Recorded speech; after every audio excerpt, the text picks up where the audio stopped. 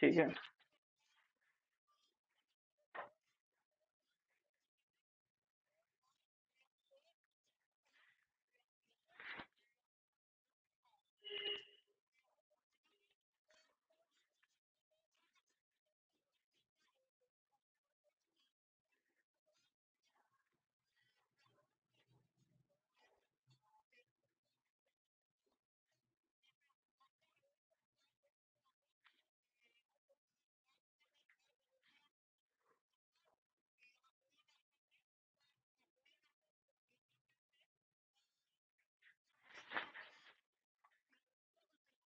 बिल्कुल बिल्कुल।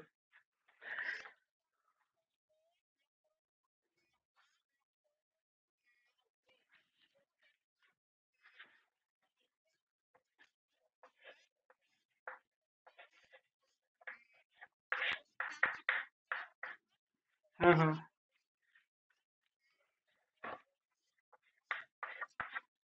हम्म।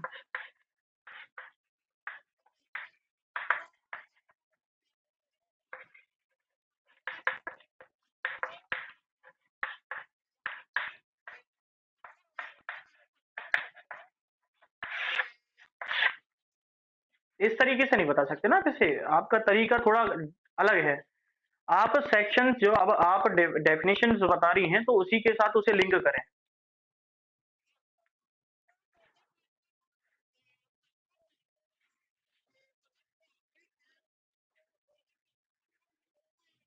क्यों कनेक्ट किया था? कनेक्ट करने का रीजन भी बताएं।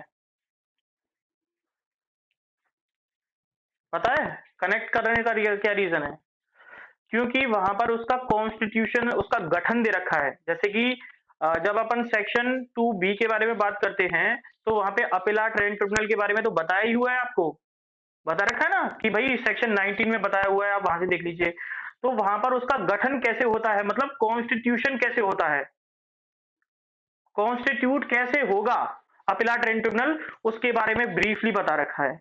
इसी इसी तरीके से अपन जब सेक्शन कौन सा पढ़ रहे थे, सेक्शन 2J पढ़ रहे थे, तो वहां पर रेंट ट्रिब्यूनल के बारे में पता, सॉरी ट्रिब्यूनल के बारे में पता चला, जहां पर हमें दो बातें पता चली ट्रिब्यूनल के अंदर। एक तो रेंट ट्रिब्यूनल और दूसरा अपीलाट रेंट ट्रिब्यूनल। जब हमने रेंट ट्रिब्यूनल और अपीलाट रेंट ट्रिब्यूनल को देखा, तो वहां पे सेक्शन कौन सा आया था वहां पर, section 2G, section 2G rent tribunal का, और सेक्शन 2B।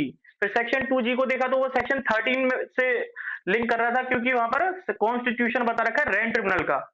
ठीक है। इसी तरीके से फिर हमें पता चला, जब हम इन एडमिनिस्ट्रेटिव अथॉरिटीज को देख रहे थे, जब ये क्या कर रही थी, डिस्प्यूट्स को सॉल्व आउट करने का काम कर रही थी, डिस्प्यूट को डिसॉल्व करने का काम कर रही थी, डिस्चार्ज करने का काम कर रही थी, तो हमें ये पता चला कि भाई एक और अथॉरिटी यहाँ पर जुड़ी है, जिसका नाम क्या है तिवारी जी, रेंट अथॉरिटी, जिसको 2017 में ही लेटेस्ट जोड़ा गया है। जिसके बारे में कहां पे बता रखा है, सेक्शन 2FA में उसको बता रखा है, और उसका कौन सा पर्टिकुलर सेक्शन है जहां पर इसके कॉन्स्टिट्यूशन की बात की गई है। बिल्कुल बिल्कुल बिल्कुल। तो इसी तरीके से अब हमने सारी चीजें वहां पर क्लियर कर ली थी, वहां तक कोई दिक्कत कहीं पे भी किसी को भी? ठीक है। सिमरन जी, आप भी अपना कैमरा ऑन कर लें, तो इंटरेक्टिव हो जाए, हम भी, हमें भी दिखे। धनंजय जी आप भी कर लीजिए। तो कल आप सिमरन जी क्लास में थी? तो मैंने कल लैंडलॉर्ड की डेफिनेशन के बारे में कुछ थोड़ी बहुत मतलब चीजें बताई थी, मतलब डिफाइन कर दिया था कि कैसे कैसे क्या क्या चीजें बताई हुई है, तो आप बता सकती हैं?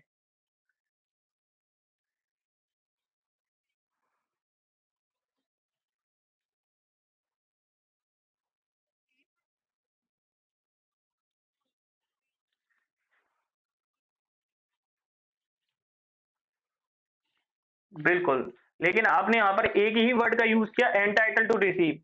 खुद इसका मतलब तो उसके सक्सेसर ही कर सकते हैं। जब तक वो नहीं मर जाएगा, तो उसका रेंट कोई ले ही नहीं सकता क्या? हाँ, इन हुज अकाउंट, खुद के अकाउंट पे भी तो ले सकता है ना, खुद ही जाकर ले ले वो अगर चाहे तो। ठीक है ना? तो ये दोनों चीजें हैं, तो इसलिए मैंने देखो यहाँ पर एक दो वर्ड्स लिखे हैं। अ पर्सन हूं, ये व्यक्ति, ये तो है ही। इसमें तो कोई दिक्कत है ही नहीं। तो लेकिन कौन कौन व्यक्ति है, या तो टू रिसीव खुद रिसीव कर रहा है, या एंटाइटल टू रिसीव, उसके बिहाफ पर और कोई व्यक्ति जब वो नहीं है तो उसकी जगह और कोई व्यक्ति भी हो सकता है। और उनमें और व्यक्तियों के नाम भी बता दिए, जैसे उसका एजेंट हो सकता है, ट्रस्टी हो सकता है, उसका गार्जियन हो सकता है। इन व्यक्तियों के बारे में बताया। और एक और बताया रिसीवर के बारे में। और रिसीवर के बारे में मैंने क्या बताया था, सिमरन जी आप बताएं।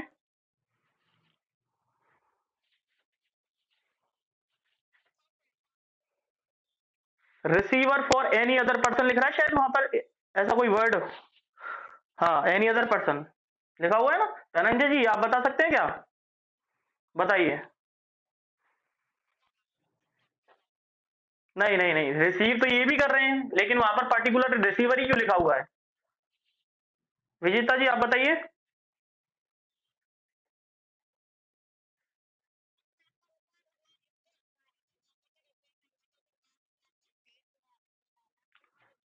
नहीं नहीं, फिर तो ऐसे तो एजेंट भी रिसीवर हो गया, और जो उसके सक्सेसर हैं वो भी रिसीवर हो गए, गार्जियन भी रिसीवर हो गया, सब रिसीवर ही है वो तो। बताइए तिवारी जी। बिल्कुल,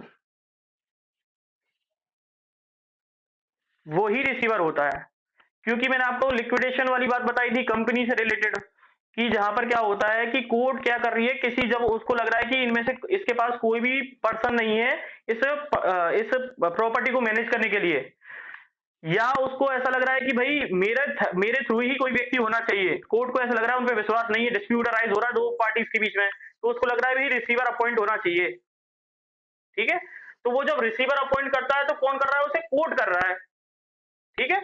रिसीवर अपॉइंट करेगा तो वो क्या करेगा, उनके रेंट को कलेक्ट करेगा, उनकी प्रॉपर्टी की जितनी भी चीजें हैं, वो जो वैल्यूएबल चीजें हैं उनका क्या करेगा, वो सारा कलेक्शन करने का काम करेगा कौन, रिसीवर।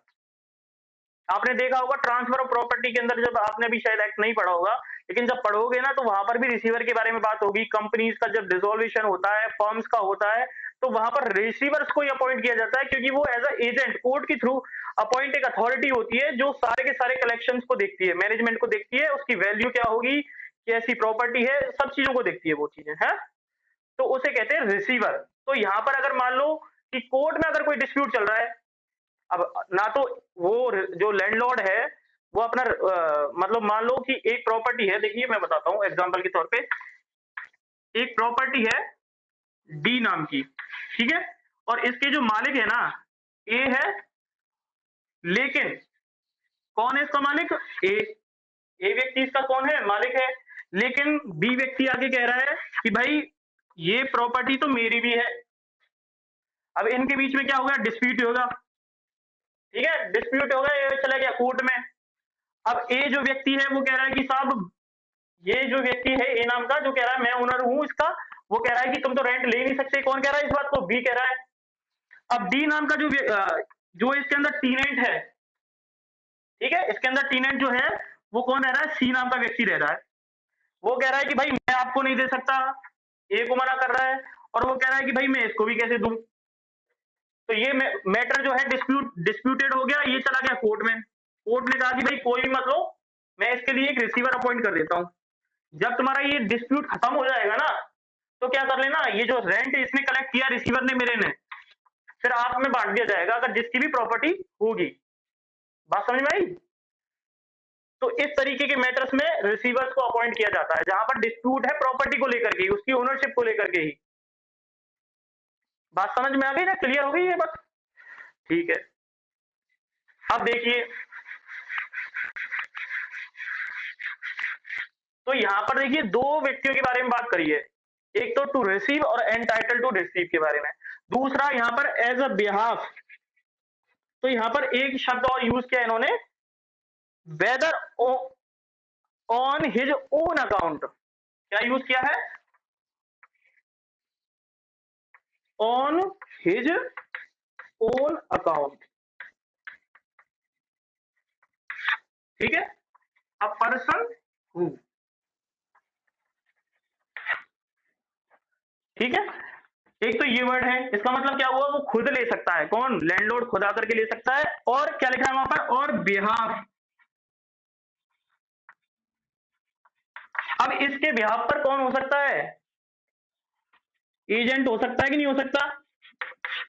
एजेंट कब हो सकता है? जब उनके बीच में कॉन्ट्रैक्ट कैसा रखा है? प्रिंसिपल और एजेंट का कॉन्ट्रैक्ट हो रखा है, उसने किसी व्यक्ति को एजेंट के तौर पे अपॉइंट कर रखा है, तो वहां पर एजेंट हो सकता है। और अगर इसने, देखिए ये जो एजेंट है, अगर इसने क्या करा, रिसीव करा, अगर रेंट को ये रिसीव करेगा, इसको अथॉरिटी दे दी, तो ये क्या हो जाएगा उस केस में? लैंडलॉर्ड हो जाएगा। एजेंट कौन कहलाएगा? लैंडलॉर्ड कहलाएगा। और लैंडलॉर्ड के जो भी अधिकार होंगे वो सब इसके पास हो जाएंगे कि नहीं हो जाएंगे? इसी तरीके से देखिए ट्रस्टी, क्या ट्रस्टी लैंडलॉर्ड हो सकता है कि नहीं हो सकता? मेरी प्रॉपर्टी है, मैंने क्या करा, इस प्रॉपर्टी को कहां पर दे दिया? मैंने इस प्रॉपर्टी को ट्रस्ट में दे दिया। अब जो उसको ट्रस्ट को मैनेज करने वाले जो व्यक्ति हैं वो कौन हो गए? ट्रस्टी हो गए उसके। तो क्या ट्रस्टी रेंट को कलेक्ट कर सकते हैं कि नहीं कर सकते? कर सकते हैं। तो उस केस में ओनरशिप तो मेरे पास है उसकी, लेकिन ट्रस्टी कौन हो गया उसका? लैंडलॉर्ड हो गया, क्योंकि वो रिसीव कर रहा है रेंट, उसके पास अथॉरिटी है चीज की। या आप मान लो मैं क्या हूं, माइनर हूं। माइनर कितने साल का हूं? 12 साल का। मेरे ऊपर कोई, मेरे माता पिता नहीं है, ठीक है, मैं 12 साल का हूं, तो मैं तो रेंट रिसीव कर नहीं सकता वहां जाके। तो मेरे बिहाफ पर कौन जा रहा है? मेरे गार्जियन जा रहे हैं, क्योंकि वो जो प्रॉपर्टी है वो किसके नाम पे है? मेरे नाम पे है प्रॉपर्टी तो, लेकिन मैं लेने नहीं जा सकता ना वहां पे रेंट। तो उसके लिए क्या होना चाहिए? 18 साल से ऊपर का व्यक्ति हो, तभी तो उनके बीच में कॉन्ट्रैक्ट हो सकता है ना। तो अब ये जो गार्जियन है, चाहे ये नेचुरल भी हो सकते हैं, मतलब मेरे माता पिता भी हो सकते हैं, जरूरी थोड़ा ना कि मेरे माता पिता की प्रॉपर्टी मेरे को मिलेगी, और किसी भी कोई गिफ्ट भी तो दे सकता है ना मुझे उस प्रॉपर्टी को। तो वो जो गार्जियन है, तो उस केस में वो गार्जियन भी क्या हो सकता है वहां पर? जो रिसीव कर रहा है, क्या रिसीव कर रहा है या एंटाइटल टू रिसीव है, ठीक है, और किसके ब्याह पर? मेरे ब्याह पर। तो वो भी क्या हो सकता है? लैंडलॉर्ड हो सकता है कि नहीं हो सकता? ये व्यक्ति भी लैंडलॉर्ड हो सकता है, ठीक है। ये शब्द आपको याद रखने चारों के चारों। और इससे रिलेटेड और भी चीजें अगर घुमा फिरा कर अगर क्वेश्चन पूछता है ना, तो आपको याद ये रखना है कि टू रिसीव और एंटाइटल टू रिसीव, मेन बात इसमें ये है, ठीक है। ट्रस्टी हो गया, गार्जियन हो गया, और रिसीवर के बारे में मैंने आपको बता दिया, रिसीवर कौन होता है, ठीक है। रिसीवर, आप जब सीपीसी में पढ़ोगे ना, तो इस रिसीवर का वर्ड, इस रिसीवर टर्म से भी वहां पर मिलोगे कि ये होता क्या है, सब इसके बारे में समझोगे वहां पर भी, ठीक है। अब ये सारी चीजें समझ में आ गई होंगी आपको, लेकिन इसमें एक और चीज दे रखी है जो कंडीशनल सेंटेंस के तौर पर दी रखी है। वो क्या दे रखी है? देखिए, बेरेक्ट अपना खोल के रखिए, देखिए क्या लिखा हुआ है इसमें। इसमें लिखा हुआ है कि और हु वुड, ठीक है, who would so receive or be entitled to receive the rent if the premises were let to a tenant। मतलब ये फ्यूचर की बात करने की बात कर रहा है, कंडीशंस हैं इसमें कि अगर वो क्या करते, टीनेंट को क्या दे देते, प्रेमाइसेस को लेट आउट कर देते, तो वो व्यक्ति जो कौन होगा, एंटाइटल हो जाएगा या रेंट को रिसीव करने के लिए, या वो रिसीव कर सकता है, खुद होगा तो वो हो जाएगा, और अगर उसके कोई बच्चे होंगे तो वो भी एंटाइटल हो जाएंगे उस प्रॉपर्टी को रिसीव करने के लिए। तो अभी ऊपर तो प्रेजेंट की जो अभी की सिनारियो की बात कर रहा है, और नीचे फ्यूचर वाली बात कर दी इसने कंडीशन लगा के, कि अभी तो हमने इसको क्या कर रखा है, रेंट पे नहीं दिया प्रॉपर्टी को, लेकिन अगर भविष्य में देते हैं तो उस कंडीशन में क्या होगा, उसकी बात भी कह दी कि भाई अगर जो भी उस प्रॉपर्टी से रिलेटेड रिसीव करता है रेंट को या एंटाइटल होता है उसके लिए, तो वो व्यक्ति भी कौन कहलाएगा वहां पर? लैंडलॉर्ड की डेफिनेशन में आ जाएगा। ये बातें समझ में आ रही है आपको पूरी तरह से? यहां तक कोई डाउट हो तो बताइए। अब इनसे रिलेटेड, ट्रस्टी से रिलेटेड, एजेंट से रिलेटेड और गार्जियन से रिलेटेड, इनसे रिलेटेड एक केस लिख लीजिए, क्योंकि इससे रिलेटेड आपसे मेंस में पूछा जा सकता है और प्री में भी पूछा जा सकता है। प्री में तो केवल इस डेफिनेशन में से पूछा जाएगा आपसे, ठीक है। प्री में तो केवल इस डेफिनेशन से ही पूछा जा सकता है, जैसे उसने सेक्शन पूछ लिया लैंडलॉर्ड क्या होता है, और वहां पर आपको ऑप्शन दे देगा रिसीवर, ट्रस्टी और ये सारी चीजें, और ये भी नेगेटिव तरीके से ये पूछा जा सकता है, रिसीवर कौन नहीं, आई मीन लैंडलॉर्ड कौन नहीं हो सकता, ठीक है। तो ऐसे भी पूछा जा सकता है। अब इसमें मीन्स में कैसे बन सकता है कि आपसे पूछिए कि लैंडलॉर्ड कौन होता है, ठीक है, तो आपको उन तीन चारों लोगों के नाम लिखने और केसेस भी बता देने उनसे रिलेटेड अकॉर्डिंग टू मार्क्स। अगर मान लो 3 नंबर का आ गया तो लैंडलॉर्ड की डेफिनेशन और एक केस, अगर मान लो 5 नंबर का आ गया तो लैंडलॉर्ड की डेफिनेशन और उनसे रिलेटेड केस जो मैं बताऊंगा आपको, ठीक है। अब केस लिखिए आप, बोलिए।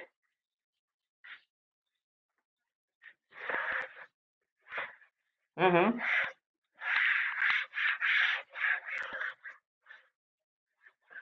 अरे तभी तो राइट दे दिए ना उसको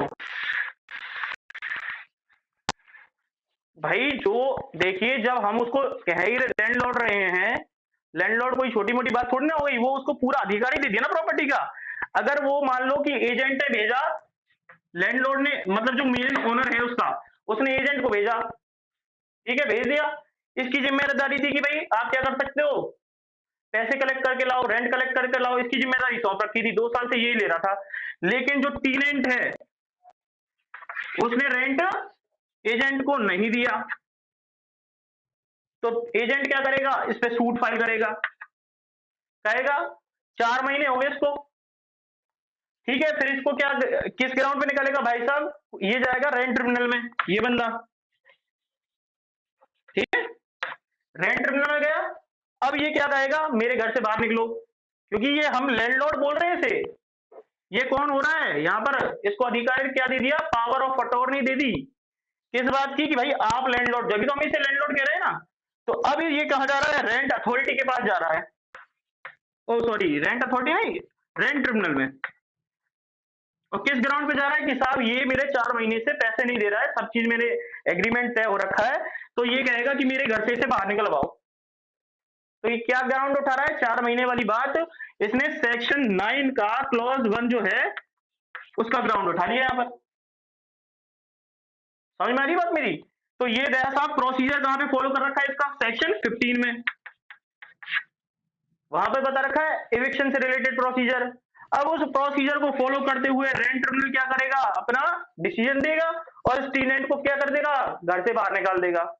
तो पावर किसके पास आई, यहां पर आ गई ना, ठीक है।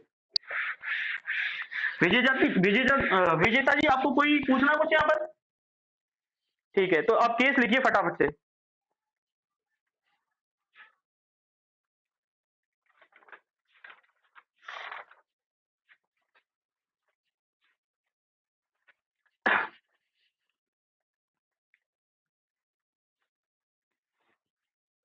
अगर मैं एक थोड़ी सी चीज और समझा दूं इसमें, देखिए, ये जो लैंडलॉर्ड होता है, एक तो ये लैंडलॉर्ड है, ठीक है, और दूसरा बंदा है इसमें जो टीनेंट, इनके बीच में क्या है, दोनों के बीच में एग्रीमेंट होता है टीनेंसी का। किसका एग्रीमेंट हो रहा है, टीनेंसी का। तो इस केस में इसने क्या करा, अपनी प्रॉपर्टी को ट्रांसफर किसको किया, इसने अपनी, ये जो प्रमाइसेस है इसकी,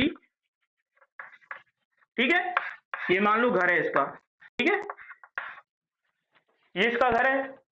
अब इसने क्या करा, इस प्रॉपर्टी को यूज करने के लिए दिया, इसको दे रहा है ना। तो इस केस में ये बंदा कौन हो गया, प्रॉपर्टी एक्ट के हिसाब से ट्रांसफरर हो गया कि नहीं हो गया। और ये कौन हो जाएगा यहां पर, ट्रांसफरी। ये आप सारी चीजें टीपी में पढ़ोगे, क्योंकि ये भी तो एक कॉन्ट्रैक्ट ही है ना, टीपी में भी कॉन्ट्रैक्ट बता रखे हैं, यहां पर भी एक कॉन्ट्रैक्ट हो रहा है, ये टीनेंसी का कॉन्ट्रैक्ट है, लेकिन इसमें ये स्पेसिफिक है, वो जनरल है, तो इसलिए थोड़ा सा इसमें डिफरेंस आता है, ठीक है। ये चीज है, जैसे कि एक लीज का आप डेफिनेशन पढ़ोगे आगे जाके, वहां पर लीज के बारे में बता रखा है। अब यहाँ पर लीज का कोई ताल्लुक नहीं है यहाँ पर इन्होंने डेफिनेशन दे रखी है। तो देखो, जैसे टीपीएच में बता रखी है, एक सेक्शन 105 के अंदर बता रखी है। अब इनके ये लीज का जब कॉन्ट्रैक्ट होता है, उसमें 2 पार्टीज बन जाती है अपने आप, कौन कौन सी हो जाती है, एक तो लेसर और दूसरा कौन सी हो जाती है, लेसी, ये पार्टी हो गई। अब इसमें हो क्या रहा है, इसमें लीज का कॉन्ट्रैक्ट हुआ है, जैसे टीएनसी का हुआ ना, यहाँ पे लीज का हुआ है। यहाँ पर क्या हो रहा है, ये बंदा लेसर जो है वो क्या बन गया, यहाँ पर ट्रांसफर है, और जो दूसरी पार्टी है वो कौन सी बन गई, ट्रांसफरी। लेकिन यहाँ पर भी सेम वही चीज हुई थी ना, प्रमाइसिस को ट्रांसफर करा एक व्यक्ति से दूसरे व्यक्ति में, लेसर ने ट्रांसफर करी प्रमाइसिस किसको, लेसी को, ठीक है। तो ये भी कॉन्ट्रैक्ट हो गया। तो ये सारी चीजें टीबी में बता रखी है आपको, इसलिए तो उस ट्रांसफर प्रॉपर्टी एक्ट का नाम ही ये रखा है, ट्रांसफर ऑफ प्रॉपर्टी। प्रॉपर्टी का मतलब प्रमाइसिस हो सकती है, कोई लैंड हो सकती है, बहुत सारी चीजें हो सकती है उसमें, ठीक है। अब लिखिए सबसे पहला केस, इसको मैं हटाता हूं यहां से।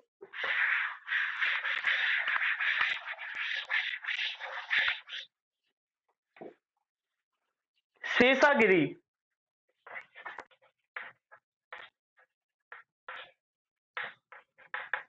Versus MV Shastri,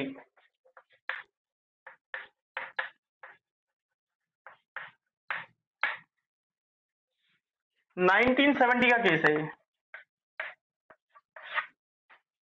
Seshagiri, spelling समझ में आ रही है, शेषागिरी वर्सेस एमवी एमवी शास्त्री, 1970 का केस है। ये गार्जियन से रिलेटेड केस है। कौन से रिलेटेड केस है, गार्जियन से रिलेटेड।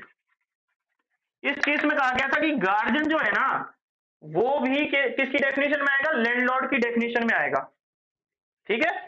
गार्जियन जो है वो क्या कर रहा है, यहाँ पर रेंट को रिसीव कर रहा है, ठीक है, on the behalf of minor, ठीक है। तो वो भी कौन किसकी डेफिनेशन में आ जाएगा, यहाँ पर लैंडलॉर्ड की डेफिनेशन में आ जाएगा। एक केस तो ये है, ये किससे रिलेटेड हो गया, गार्जियन से रिलेटेड हो गया, ठीक है। दूसरा केस देखिए, दिगंबर जैन टेम्पल वर्सेस विष्णु प्रसाद।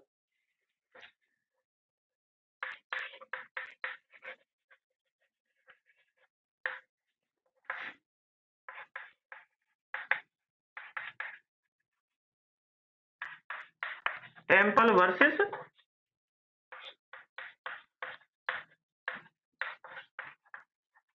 विष्णु प्रसाद, ये केस है, ये 1980 का। अब ये जो दिगंबर जैन टेम्पल है ना, ये तो एक ट्रस्ट से बना हुआ है।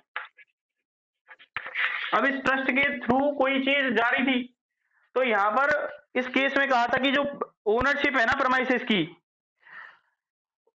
ओनरशिप जो है वो एसेंशियल एलिमेंट नहीं है किसी भी लैंडलॉर्ड को बनने के लिए। मतलब मैंने बताया था ना, ओनरशिप तो लैंडलॉर्ड के पास है ही नहीं, फिर भी वो लैंडलॉर्ड कहला रहा है। केवल किस आधार पर, रिसीव रेंट अगर वो रिसीव कर रहा है इस आधार पर। तो इसके अंदर देखिए क्या कहा था, ये ट्रस्टी से रिलेटेड केस है, ट्रस्टी से रिलेटेड, ठीक है। देखिए इसमें क्या कहा था, कोर्ट सेज दैट, लिखिए, court says that ownership of the premises, premises मतलब जो प्रॉपर्टी उसने किसी व्यक्ति को दे रखी थी रेंट पर, is not essential element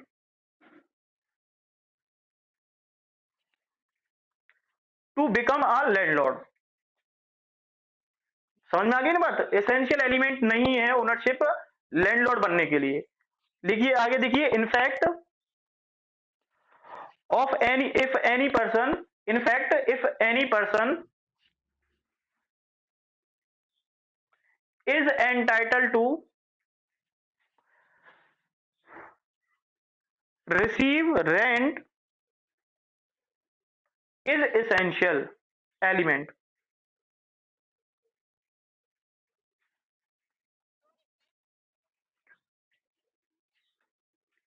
receive rent is essential element, is essential element।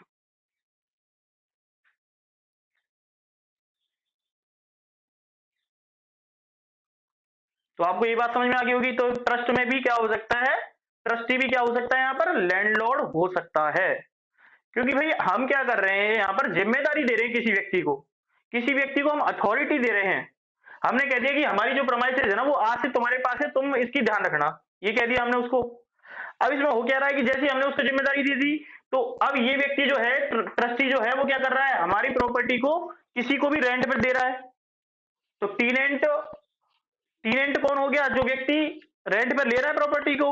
लेकिन उस केस में प्रॉपर्टी तो देने वाला तो ट्रस्टी था ना, ओनरशिप नहीं थी इस पे, लेकिन ट्रस्टी था ना देने वाला, तो अथॉरिटी तो इसी के पास थी। तो उस केस में क्या हो गया, वो लैंडलॉर्ड अपने आप ही हो गया।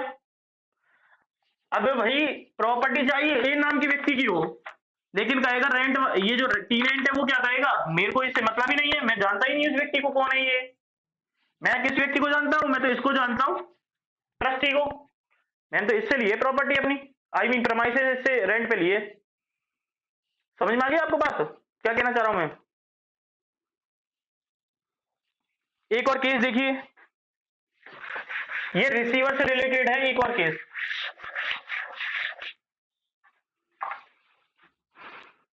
कुप्पू स्वामी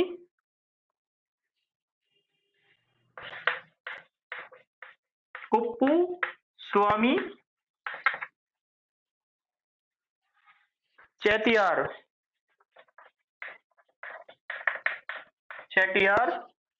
वर्सेस लक्ष्मी। ये है 1990 का केस।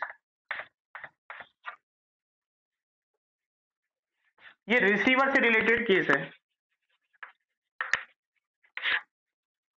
ठीक है। इसके अंदर क्या कहा था, ये लिखिए, receiver of the court, court ने, मतलब आप मतलब मैं बता रहा हूं यहां पर, अगर जैसे अपन कोई केस लिखते हैं ना, तो वहां पर क्या लिखते हैं अपन, court held that, court says that, court said that, है ना। इस तरीके से एक वर्ड लिख लीजिए, और क्या लिखिए, receiver of the court is entitled to receive rent and can file suit for eviction against the tenant। Tiwari ji, आपकी बात आपको समझ में आ गई होगी ये बात, कोर्ट ने कह दी ये बात, तो मैंने नहीं कही। Suit for eviction against the tenant, भाई रेंट कलेक्ट करने के लिए भेजा रिसीवर को, वही अथॉरिटी था, अपॉइंट कर रखा था वो व्यक्ति, ठीक है। अब वो रेंट लेने गया, पता चला कि वो रेंट ही नहीं दे रहा, कौन, टेनेंट। तो अब यहां पर अथॉरिटी, जो रिसीवर है, उसी के पास पावर आ जाती है, क्योंकि वो लैंडलॉर्ड बन गया वहां पर, कोर्ट ने उसको परमिशन दे रखी है, आप देखो क्या हो रहा है ये, ठीक है। तो फिर अब वो जो उसको रेंट नहीं मिला, तो फिर टेनेंट के खिलाफ उसने क्या कर दिया, सूट फाइल कर दिया, किसने, रिसीवर ने। किस बात के लिए, कि भाई इसे बाहर निकालो, बेदखल कर दो इसे प्रॉपर्टी से, प्रमाइसेस से, क्योंकि ये रेंट नहीं दे रहा, ठीक है।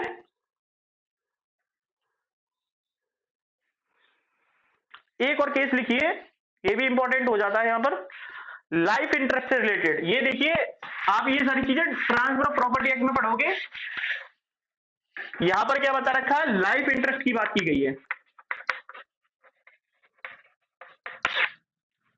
लाइफ इंटरेस्ट, कोई बता सकता है लाइफ इंटरेस्ट से रिलेटेड बात होती क्या है, क्या कंसेप्ट है इस लाइफ इंटरेस्ट का।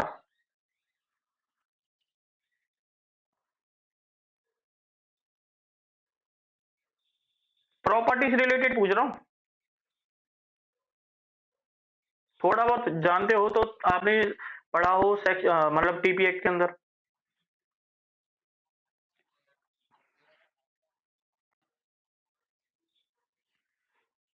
बिल्कुल ऐसा ऐसा ये है कि जैसे मान लो मैं हूं, ठीक है, मेरे को मेरे जो दादाजी हैं, उनके उनके जो उन्होंने क्या करा, उनके पास कुछ काफी प्रॉपर्टी थी, तो उन्होंने उस टाइम पर उन्होंने कहा कि भाई इस व्यक्ति को, मतलब मेरे को प्रॉपर्टी की ओनरशिप नहीं दे रहे थे वो, उन्होंने क्या किया, मेरे को कहा कि भाई ऐसा करो, इस व्यक्ति को, मतलब मेरे पोते को क्या कर दो, लाइफ इंटरेस्ट क्रिएट कर दो मेरी प्रॉपर्टी का, जब तक ये जिंदा रहेगा ना, तब तक इसके पास होगी प्रॉपर्टी, और जो भी इससे रेंट रिसीव होगा, ये अगर जैसे मैं मान लो उसको रेंट पे चढ़ा देता हूँ, रेंट पे दे देता हूँ किसी व्यक्ति को, लेट आउट कर देता हूँ उसको, तो उसका रेंट कौन लेगा? मैं ही तो लूंगा, लैंडलॉर्ड में ही हो गया, चाहे ओनरशिप मेरे दादाजी की हो उस पे। समझ में आ रही बात क्या कहना चाह रहा हूं मैं? ओनरशिप थी दादाजी की, लेकिन उन्होंने लाइफ इंटरेस्ट क्रिएट कर दिया मेरे में। जब तक मैं जिंदा रहूंगा तब तक उस प्रॉपर्टी से जो मेरे को दी गई है उसका चार्ज मेरे पास आ गया। तो उस प्रॉपर्टी से जो भी रेंट आएगा, जो भी चीजें होंगी, उस पर मैं अब चाहूं तो मकान बना सकता हूं, कुछ भी खड़ा कर दूं उस पे, वो मेरी जिम्मेदारी है। अब मैं उस प्रॉपर्टी को चाहूं तो रेंट पे भी दे सकता हूं। तो उस केस में लैंडलॉर्ड कौन हो गया? मैं हो गया। और टीनेंट वो व्यक्ति हो गया जिसको मैं दे रहा हूं। अब मैं उससे रिसीव कर सकता हूं कि नहीं कर सकता रेंट? इसी चीज को इस केस में बताया गया था। लिखिए, सुकुमार पिल्लई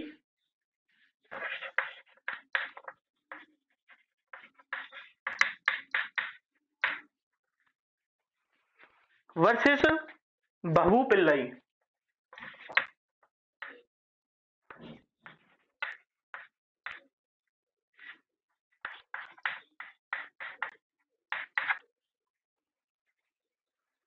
नाइनटीन 97 का केस है।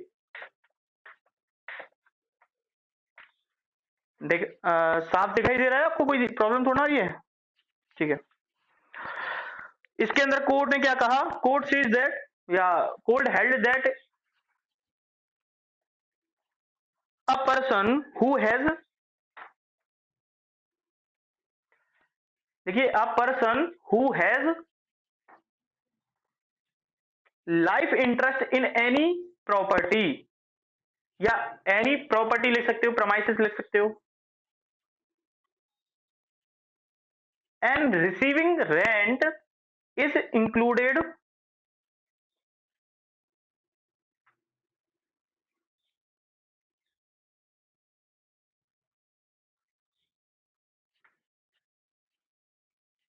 In the definition of landlord.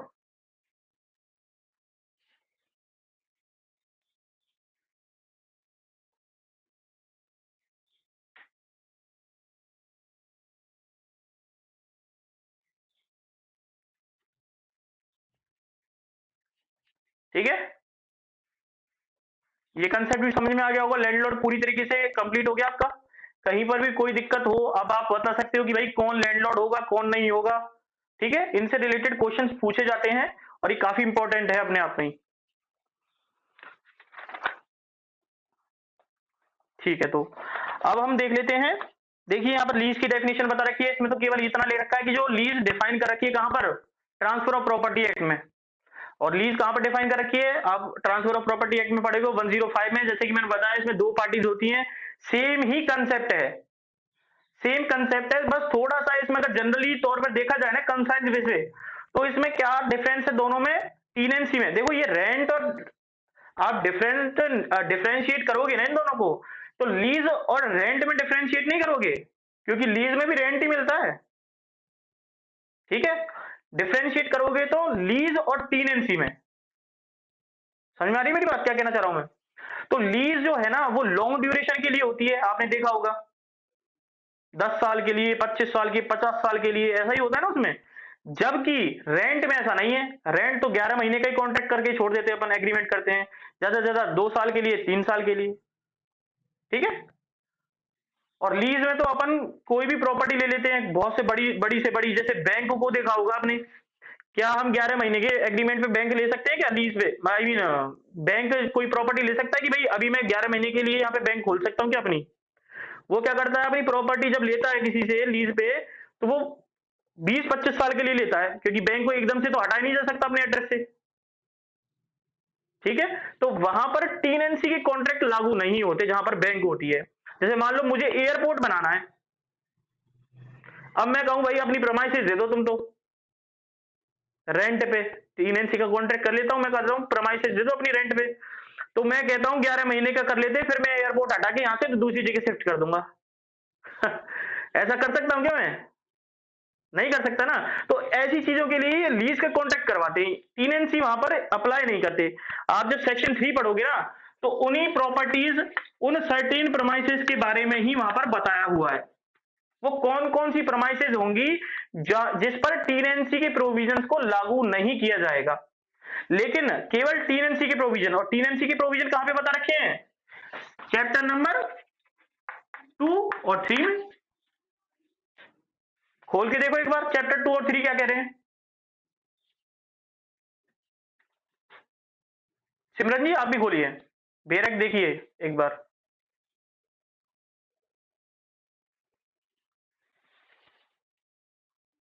ऐसा ही लिखा हुआ है कि सेक्शन 3 में? धनंजय जी, तो वहां पर क्या बता रखा है, सेक्शन चैप्टर नंबर 3 है, उसमें तो 3NC बता रखा है, और 3NC में भी कौन कौन से सेक्शन हो गए, 8, 9 और 10। जबकि चैप्टर 2 जो है उसमें कौन से प्रोविजंस हो गए, उसमें प्रोविजंस हो गए आपके 6 और 7। अब देखिए ऐसा क्यों लिखा है कि भाई चैप्टर 2 और 3 को ही लागू नहीं किया जाएगा और सबको लागू किया जाएगा, बताइए क्यों लिखा है ऐसा। मान लो मैंने 25-30 साल के लिए प्रॉपर्टी ली लीज पे, रेंट पे मान ली, रेंट पे ले ली। अब इस सेक्शन के अंतर्गत तो ये कह रखा है कि लिमिटेड पीरियड टीनेंसी के बारे में सेक्शन 8 में, तो और कह रखा है 3 बार से ज्यादा कॉन्ट्रैक्ट ही नहीं कर सकते आप, तो 3-3 साल के लिए होगा, तो इसका मतलब 9 साल हो गए वो तो, जबकि हम 25 साल के लिए लेना चाह रहे हैं, तो ये तो प्रोविजन ही फेल हो गया यहाँ पे, हो गया। और दूसरी बात देखिए इसके अंदर बता रखा है कि सेक्शन 6 और 7 में रिवीजन ऑफ रेंट के बारे में, क्या अगर 25 साल के लिए मैंने प्रॉपर्टी ली है तो अगर मैं बार बार उसको बढ़ाता जाऊंगा ऐसे, तो एयरपोर्ट वाले बैंक वाले परेशान ही हो जाएंगे कि भाई ऐसे कब तक बढ़ाएंगे हम ऐसे परसेंटेजेस के, समझ रहे हो मेरी बात। लीज में क्या होता है, लीज में एक पर्टिकुलर अमाउंट फिक्स कर दी जाती है कि भाई 25 साल तक यही अमाउंट रहेगी तुम्हारी, घटा बढ़ी नहीं होगी, इसमें रिवीजन नहीं होता रेंट में, लीज के कॉन्ट्रैक्ट में। जबकि यहां पर क्या कर सकते हैं हम, रिवीजन करते कि नहीं करते टाइम टू टाइम, और उसमें भी सेक्शन 6 में, सॉरी सेक्शन 6 और 5 में, 7 में, दोनों में ही बता रखा है कि 5% से ज्यादा आप रिवीजन नहीं कर सकते रेंट का, मतलब रेंट नहीं बढ़ा सकते 5% से ज्यादा। समझ में आ रही है मेरी बात जो मैं कहना चाह रहा हूं। तो ये भी ऐसी चीजें हैं, तो वहां पे एक पर्टिकुलर प्रोमाइसेस के बारे में बता रखा है सेक्शन 3 में, सर्टेन प्रोमाइसेस, सर्टेन मतलब बैंक से रिलेटेड, पब्लिक प्रॉपर्टीज। मान लो मैंने आज पब्लिक ऑफिस खोल लिया एक जगह, मैं कहता हूं यहाँ पे लीगल सर्विस अथॉरिटी का डिपार्टमेंट चलेगा, 11 महीने का एग्रीमेंट कर लेता हूं, फिर मैं वहां से उठा के वहां ले जाता हूं, कितना एक्सपेंसिस पड़ जाएगा मेरे लिए, वो हो जाएगा ना। ऐसा नहीं करते, इसलिए वो जब पब्लिक प्रॉपर्टीज की और इनकी बात आती है तो उसको एक्सेप्शन में रख लिया जाता है। लेकिन इनसे रिलेटेड डिस्प्यूट जो है वो कौन सुलझा सकता है, rent authority, rent tribunal, rent appellate rent tribunal, वो सॉल्व आउट कर सकती है। क्योंकि वहां पर ये नहीं लिख रखा, वहां पर क्या नहीं लिख रखा कि भाई जो चैप्टर अपना चैप्टर 5 जो है वो लागू नहीं होगा, ऐसा नहीं लिखा हुआ। इसका मतलब क्या है कि इनसे रिलेटेड जो डिस्प्यूट आएंगे उनको रेंट अथॉरिटी और अपीलाट रेंट अथॉरिटी सॉल्व कर सकती है, रिजोल्व कर सकती है उनको। ये हम ज्यादा आगे पहुंच गए, ये कंसेप्ट अभी पढ़ने के नहीं थे, खैर।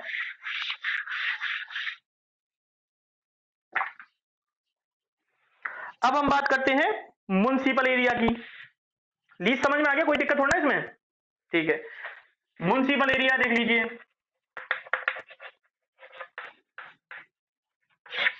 म्युनिसिपल एरिया के बारे में बताया था ना मैंने, म्युनिसिपैलिटी एक्ट में डिफाइन है म्युनिसिपल एरिया क्या होता है और म्युनिसिपैलिटी क्या होती है। इन दोनों चीजों को वहां पर डिफाइन कर रखा है, और केवल इतना सा लिख रखा है कि भाई स्टेट गवर्नमेंट जब नोटिफाई कर देगी ना किसी बात को, किसी एरिया को, अपने आप ही वो नोटिफाई कर देती है, घोषित कर देती है, क्या घोषित कर देती है कि आज से ये म्युनिसिपल एरिया है इस डेट से, तो वो जो एरिया होगा वो कौन सा कहलाएगा, म्युनिसिपल एरिया कहलाएगा।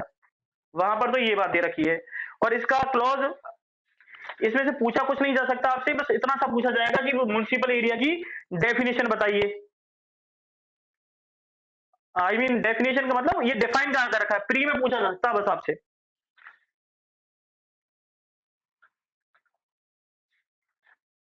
और इसके बारे में मैंने आपको कॉन्सेप्ट बताया था, क्या था, बताया था ना मैंने सेक्शन आपको, म्युनिसिपल एरिया का सेक्शन बताया था ना आपको, क्या है, बता सकता है कोई।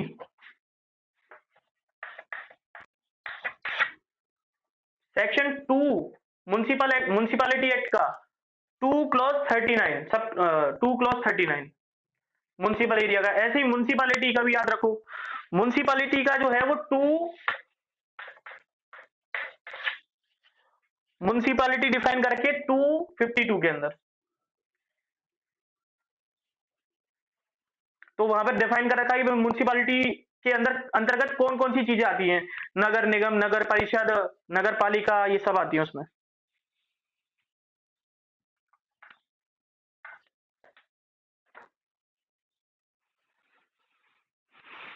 अच्छा, पता है एक चीज और ध्यान रखना, क्योंकि देखो आजकल इनके पास कोई ऐसा ऑप्शन तो मिलता नहीं है, तो ये क्या करते हैं, कुछ भी कहीं से पूछ लेते हैं। जैसे इसमें म्यूनिसिपैलिटी एक्ट की बात कर रखी है इन्होंने, है ना। अब कुछ बता नहीं रखा, म्युनिसिपल एरिया लिख रखा है, लेकिन म्युनिसिपैलिटी एक्ट का जो डेट है और जो इसका नंबर है, एक्ट नंबर, उसको याद रख लेना। ठीक है। और इसका क्या कहते हैं, इसे लीज का भी याद रख लेना, टीबी एक्ट के बारे में। इसके बारे में तो पढ़ोगे तभी याद रख लोगे वैसे तो।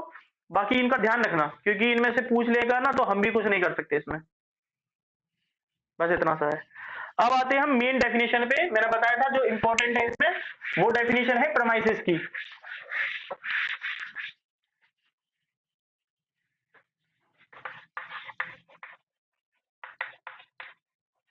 प्रमाइसिस, इसको हिंदी में अगर कहा जाए तो परिसर भी कहते हैं।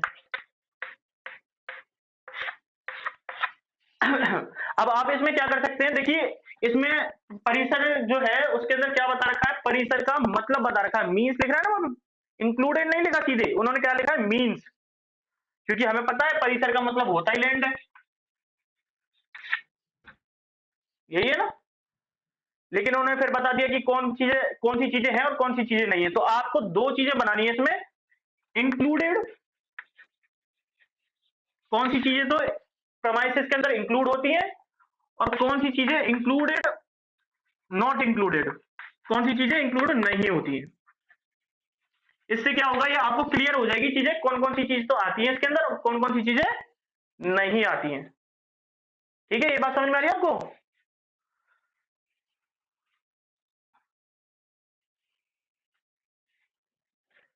इंक्लूडेड के अंदर तो देखिए क्या आ रहा है यहाँ पर, लैंड।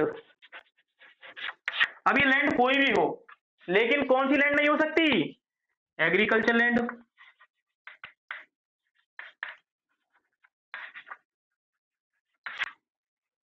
यही लिखा हुआ है ना डेफिनेशन में, देखिए।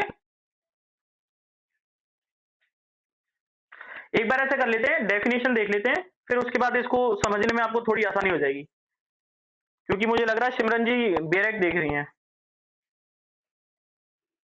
ठीक है, तो स्टार्ट करते हैं। सिमरन जी आप ही पढ़िए। हाँ,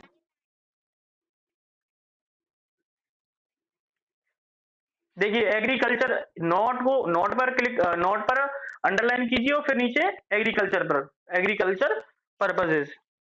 देखिए यहाँ पर केवल एग्रीकल्चर लैंड की बात नहीं कही, इन्होंने क्या कहा है यहाँ पर, एग्रीकल्चर पर्पज, मतलब लैंड कोई सी भी हो उससे मतलब नहीं है, लेकिन उसको एग्रीकल्चर पर्पज के लिए यूज किया जा रहा हो।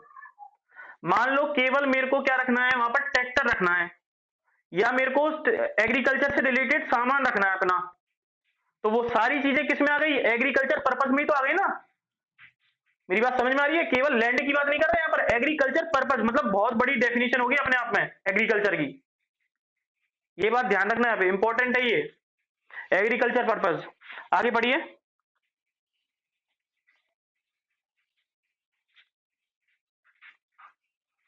अब देखिए यहाँ पर, एक मिनट रुकिए, फार्म बिल्डिंग पे क्लिक कर सकते हैं आप, अंडरलाइन कर लीजिए, फार्म बिल्डिंग भी इसका एक्सेप्शन हो गया। फार्म बिल्डिंग कैसी होती है, देखा होगा आपने, ऐसी जो फार्म बिल्डिंग होती है इनको अपन रेंट पे नहीं चढ़ा सकते, क्योंकि ये एक पर्टिकुलर उसमें खेती वेती होती है, वो उस तरीके का ही तो होता है ना, उसमें पेड़ पौधे उगे और होते हैं, वो थोड़ा अलग तरीके का काम होता है उसका। इसलिए उसको हम प्रमाइसिस की डेफिनेशन से अलग ही हटा के रखते हैं, एक्सेप्शन हो गया ये भी, देखा हुआ है ना, अदर देन। आगे बढ़िए। अब देखिए यहाँ पर एक मिनट रुकिए, लेट और इंटेंटेड टू बी लेट, ये भी इंपॉर्टेंट है। यहाँ पर बता रखा है इंटेंशन क्या है आपकी, क्योंकि intention is a most important thing, कि भाई आप उस प्रॉपर्टी को किस रीजन से देना चाहते हैं और क्या, किस पर्पज के लिए देना चाहते हैं। आप किस पर्पज के लिए देना चाहते हैं बताइए, पढ़िए आगे।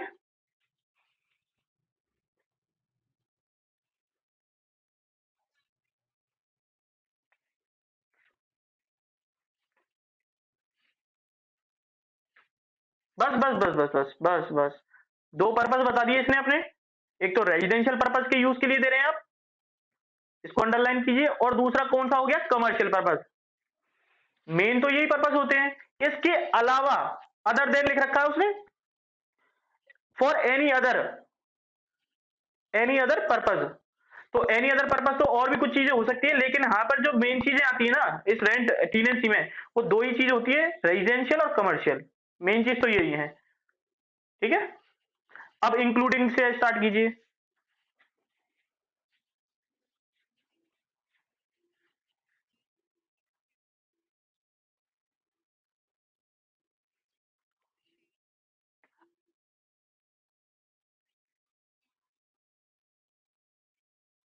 बस बस बस बस अब देखिए इसने इन प्रॉपर्टीज के अंदर कुछ चीजों को इंक्लूड कर दिया है। जैसे मान लो बिल्डिंग है, तो बिल्डिंग के साथ कभी कभी गार्डन भी जुड़े होते हैं कि नहीं होते, तो वो भी उसके अंदर आ जाता है। इसके अलावा ग्राउंड हो गया, गोडाउन हो गया, गैरेज हो गया, आउट हाउसेज हो गए। अब ये जो भी वर्ड्स यहाँ पर दे रखे हैं, इन हर वर्ड को आपको याद रखना है, क्योंकि आपसे जो पूछा जाएगा ना, वो प्री में पूछा जाएगा कि भाई इनमें से कौन सी चीज प्रमाइसेस के अंदर इंक्लूड होती है। चार ऑप्शन देगा, उनमें से पूछ लेगा। और ये भी पूछ सकता है कि इनमें से कौन सी चीज इंक्लूड नहीं होती वहां पे चार ऑप्शन देते हुए। ठीक है, बात समझ में आ रही है ना, इस तरीके से क्वेश्चन पूछेगा वो आपसे। फिर इसके बाद इसने कह दिया अपार्टमेंट टू सच बिल्डिंग।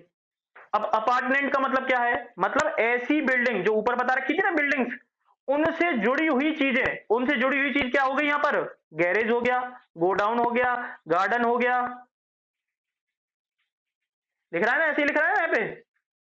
तो ये सारी चीजें इसके अंदर क्या हो गई, इंक्लूड हो गई, या उस बिल्डिंग के किसी भाग में स्थित है। पार्ट लिखा है, एक एक वर्ड लिख रहा है पार्ट, सच बिल्डिंग और अ पार्ट, उसका जो भाग है उसको भी इसके अंदर इंक्लूड किया गया।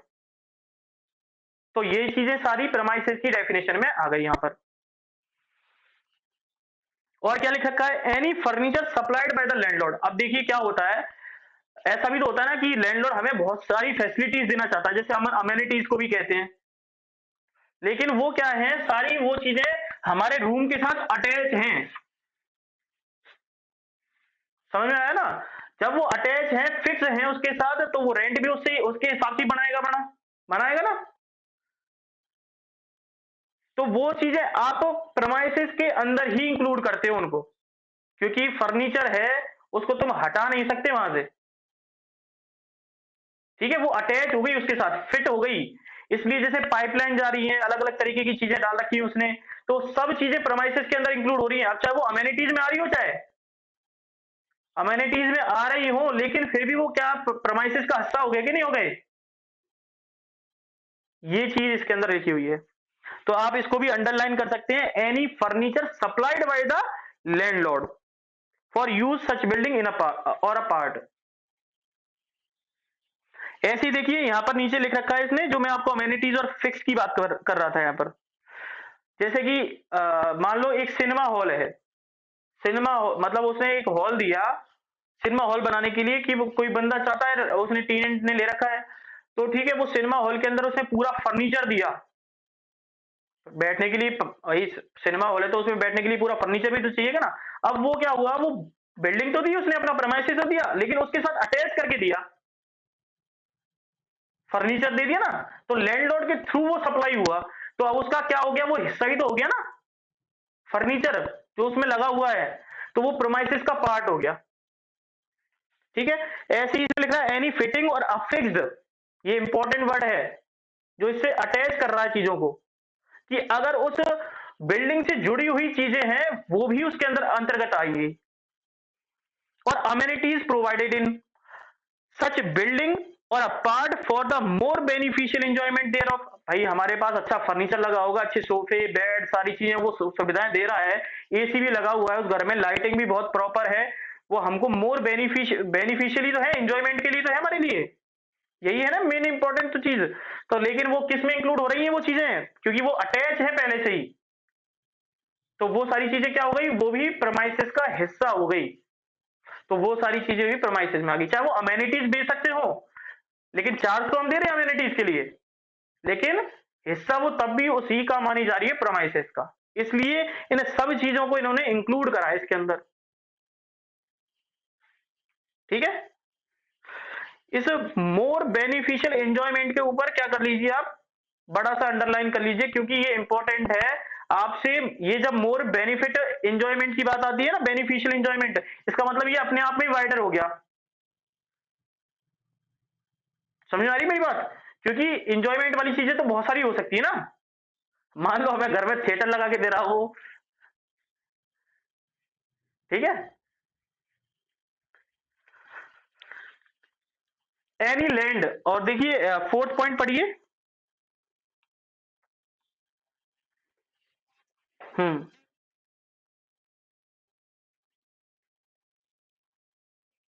बस बस बस बस बस बस बस, यहां पर देखिए ये क्या कह रहा है, केवल लैंड की बात की है इसने। मान लो, मैं आपको नक्शा बना के दिखाता हूं एक बार। ये साहब मेरी घर की बिल्डिंग है, ठीक है, इसके साथ ये बड़ा सा ग्राउंड अटैच है, ठीक है। अब बिल्डिंग और लैंड तो अलग अलग हो गई ना दोनों चीजें, समझ में आ रही है मेरी बात? इसने क्या लिखा है यहाँ पर, लैंड अपार्टमेंट। अपार्टमेंट का मतलब मैंने क्या बताया आपको, जुड़ी हुई, अटैच जो उससे, लैंड इस प्रमाइसेस से अटैच है कि नहीं है ये चीज, अलग थोड़ी ना इससे, तो ये भी इसका हिस्सा हो गया। विजेता जी कुछ कहना चाह रही हैं? आपको समझ में आ रही है ना चीज मैं क्या बताना चाह रहा हूं? लेकिन अगर मान लो ये चीज तो इसके अंदर इंक्लूड हो गई प्रमाइसेस के अंदर, ठीक है, लेकिन मान लो अगर ये जो लैंडलॉर्ड है वो कहता है कि साहब ये इंक्लूड नहीं कर रहा, कॉन्ट्ररी एग्रीमेंट करता है, विपरीत फिर हम भी क्या कर सकते हैं, उसमें मना कर दिया उसने तो साफ। हम कुछ कर सकते हैं क्या? कुछ भी नहीं कर सकते, क्योंकि उन्हें पहले ही मना कर दिया गया। ये तो अब हमें बताना पड़ेगा कि भाई आप देना चाहते हो या नहीं देना चाहते हो। अगर हम सहमत हैं तो हम ले लेंगे, और नहीं सहमत है तो नहीं लेंगे, सीधी सी बात है। लेकिन जब ये अटैच है इससे, तो ये भी प्रमाइसेस का हिस्सा हो गया, ये देना चाहे तो दे सकता है, हमें क्या दिक्कत है, वो उसको भी दिक्कत नहीं है। ठीक है, समझ में आ रही है बात मेरी, क्या कहना चाह रहा हूं मैं? देखिए यहां पर एक वर्ड लिखे, दो वर्ड लिखे हुए हैं, सच बिल्डिंग और अपार्ट। इन दोनों वर्ड्स में फोकस करना कि ये बिल्डिंग की बात कर रहा है, और बिल्डिंग के किसी भाग से कोई चीज जुड़ी हुई, मतलब ये कमरा है और एक कमरे के ऊपर आगे खाली जगह पड़ी है, तो ये भी इसके अंदर लैंड के तौर पे तो काम कर रहा है ना। समझ में आ रही है मेरी बात, क्या कह रहा हूं? क्योंकि ये कमरा जो है वो एक पार्ट हो गया ना उस बिल्डिंग का, इससे जुड़ी हुई चीज वो भी लैंड में आ रही है, मतलब प्रमाइसिस के अंदर आ रही है। समझ में आ रही बात मेरी, क्या कहना चाह रहा हूं? तो वो चीज भी इंक्लूड हो गई। लेकिन नॉट इंक्लूडेड की बात जो मैंने कही थी, उसमें क्या क्या चीजें आ रही है, वो पढ़िए सिमरन जी।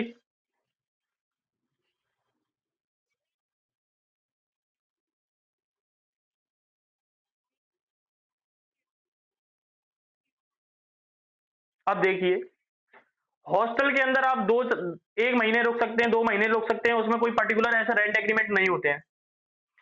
जो रूम लेते हैं, रूम भी 2 महीने के लिए, 3 महीने के लिए, लेकिन आपने अगर पूरा प्रोमाइसेस लिया है, फ्लैट लिया है, तो वो आपसे रेंट एग्रीमेंट करवाता है। लेकिन रूम के लिए, क्योंकि उसको पता है भाई स्टूडेंट ही लेते हैं रूम, और उसने छोड़ दिया तो फिर उससे क्या रेंट एग्रीमेंट करवाएं। तो रूम का 10 दिन भी हो सकता है, 5 दिन भी हो सकता है। और इसी तरीके से आप देखो, होटल होते हैं, होटल के अंदर आप कोई 11 महीने के लिए रुकते हैं क्या? नहीं रुकते ना, 1 दिन, 2 दिन, 10 दिन, बस लास्ट 1 महीना। तो इसलिए उसको भी इंक्लूड नहीं किया इन्होंने रेंट में। इसी तरीके से धर्मशाला, आप धर्मशाला को किस पर्पज से काम लोगे, ऐसा काम तो आती नहीं है, वो कोई फंक्शन, पर्टिकुलर फंक्शन को फंक्शन के लिए काम आती है, तो इसलिए वो भी 1 दिन, 2 दिन, 4 दिन के लिए होता है, तो वो भी इसके अंदर इंक्लूड नहीं किया इन्होंने। ठीक है,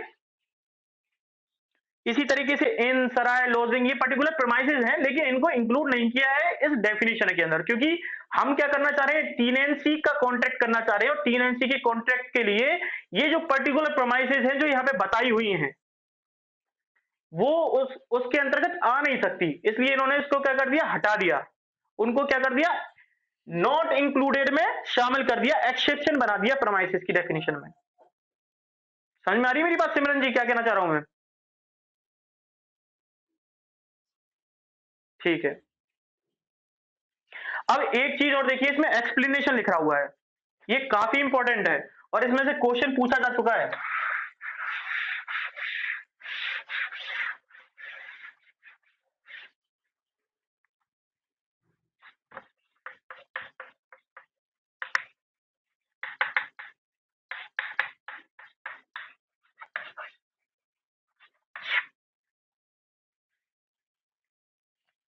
पढ़िए।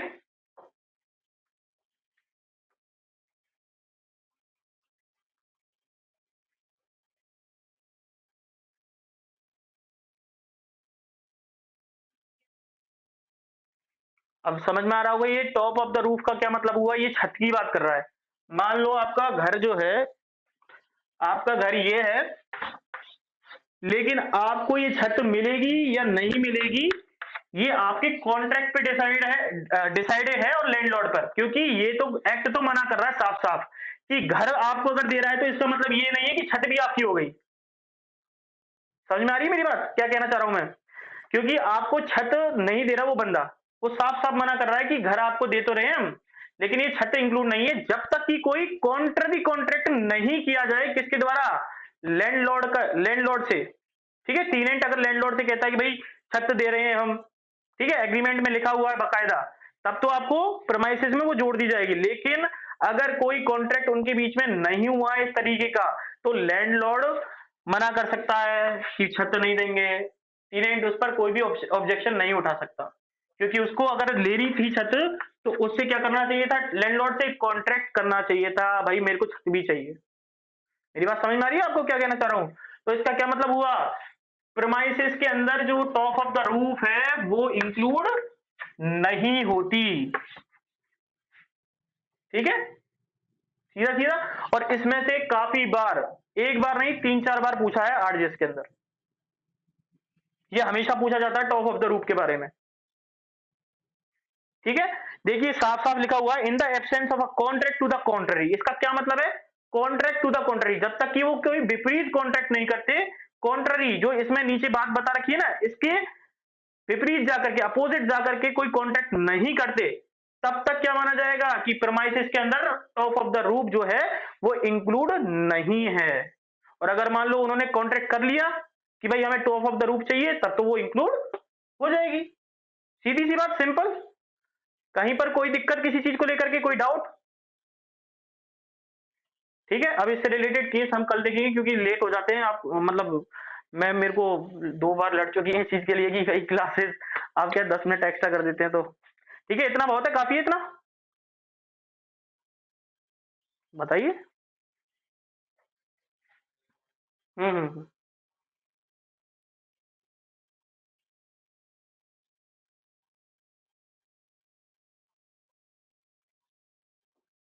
मना कर दिया ना इसने, बेयर एक्ट ने। आप कुछ भी करें उससे मतलब थोड़ी ना है, लेकिन इसने तो प्रोमाइसेस की डेफिनेशन से हटा ही दिया ना उसको, फार्म हाउस को। प्रैक्टिकली तो आप कुछ भी कर रहे हैं, लेकिन जब, लेकिन इससे टीनेंसी का कॉन्ट्रैक्ट तो बना नहीं सकते ना आप, साफ मना करके चल रहा है ये तो। आप कुछ भी कर सकते हैं उसे। अब आईपीसी में तो मना कर रखा है मर्डर नहीं कर सकते, मर्डर करोगे तो जुर्माना है, लेकिन लोग मर्डर कर रहे हैं ना, हम कुछ कर पा रहे हैं क्या उस चीज के लिए? ठीक है, समझ में आई बात, ये क्लियर है ना? तो ये चीजें हैं, प्रोमाइस की डेफिनेशन बहुत इंपॉर्टेंट है, मेंस में भी पूछी जाती है, प्री में भी इससे पूछा ही जाता है। ठीक है, तो अपन कल मिलते हैं, आज के लिए ओवर करते हैं। Okay, thank you. Okay, welcome.